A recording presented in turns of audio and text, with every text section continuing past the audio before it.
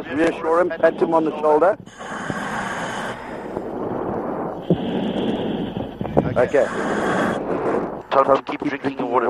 Pada tanggal 26 Mei 2013, dunia dikejutkan dengan kisah luar biasa mengenai seorang lelaki bernama Haisan Okin yang selamat selepas terperangkap selama hampir 3 hari di dasar laut.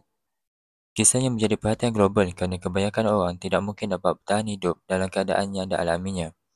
Dengan keberanian, ketabahan dan keajaiban takdir, Haisan Okin berjaya keluar hidup-hidup dari tragedi yang merenggut nyawa hampir seluruh kru kapalnya.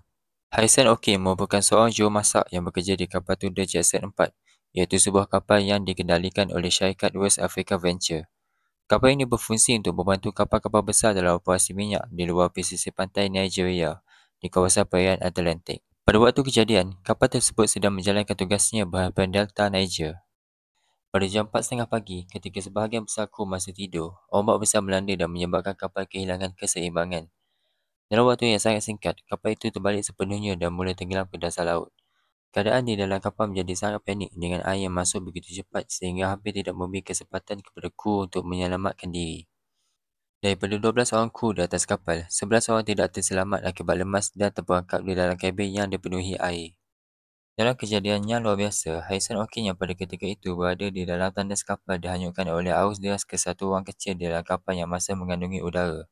Ruang tersebut yang merupakan bilik kapten mempunyai kantung udara yang cukup besar untuk membolehkan dia terus bernafas. Namun, dia kini terperangkap di dasar laut pada kedalaman kira-kira 30 meter dalam keadaan gelap, sejuk dan penuh ketidakpastian. Untuk terus hidup, Okin perlu menghadapi pelbagai cabaran.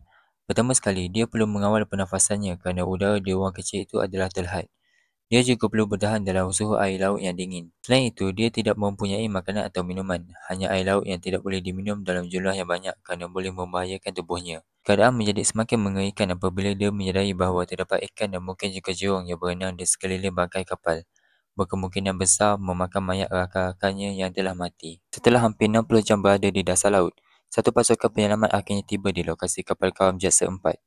Pasukan dari syarikat penyelamatan DCN Diving telah dihantar untuk mencari dan membawa keluar mayat-mayat kru yang telah dipercayai meninggal dunia. Ketika seorang penyelam masuk ke dalam kapal dengan harapan hanya untuk menemui jasad, dia dikejutkan oleh satu kejadian luar biasa iaitu satu tangan manusia menyentuhnya secara tiba-tiba. Penyelam tersebut pada mulanya menyangka bahawa tangan itu milik salah satu mayat kru kapal. Namun apabila tangan itu bergerak sendiri, dia terkejut besar kerana tidak menyangka bahawa masih ada yang hidup dalam bangkai kapal tersebut. Setelah diperiksa, mereka menemui Haisan Okin dalam keadaan yang lemah tetapi masih bernafas.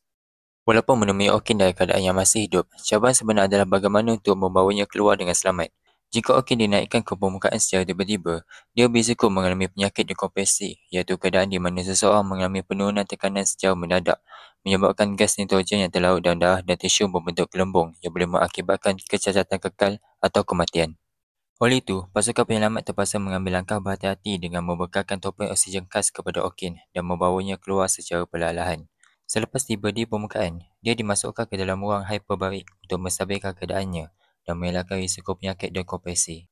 Setelah melalui proses penyelamatan yang mengambil masa beberapa jam, akhirnya Okin berjaya dibawa ke permukaan dengan selamat. Dia adalah satu-satunya orang yang terselamat daripada tragedi Jascon 4 yang merenggut nyawa 11 orang kru yang lain.